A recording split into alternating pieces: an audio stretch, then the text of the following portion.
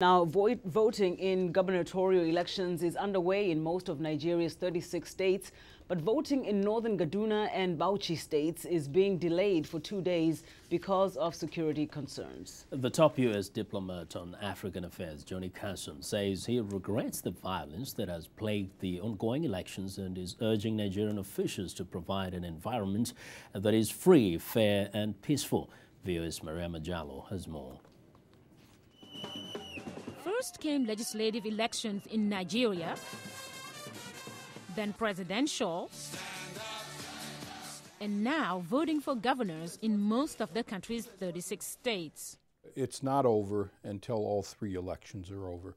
U.S. Assistant Secretary of State for African Affairs Johnnie Carson recently returned from Nigeria after observing the parliamentary vote earlier this month. He says this last leg of elections is even more important than the previous polls. We will be watching those elections even more closely and more attentively than we have the past elections. And if we see governors and if we see regional election commissioners who are attempting to rig those elections, inciting violence, we ourselves will, under our own laws in the United States, take action, as we have done with respect to those individuals who've been responsible for undermining democracy in other places in Africa. President Goodluck Jonathan's victory last week over Muhammadu Buhari in presidential elections sparked riots in the predominantly Muslim northern part of the country. International observers said the voting appeared to be free and fair. But Buhari, a Muslim and Nigeria's former military ruler, is challenging the results in court. The post-election violence is blamed for the deaths of 500 people.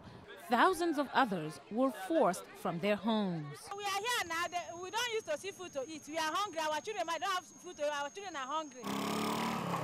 Security concerns about ongoing violence led Nigerian election officials last week to delay gubernatorial elections in 2 northern states. President Jonathan, a Christian from the south, warned that continued violence could threaten stability in this West African nation and has stepped up security. I've ordered the deployment of security personnel to troubled parts of the country.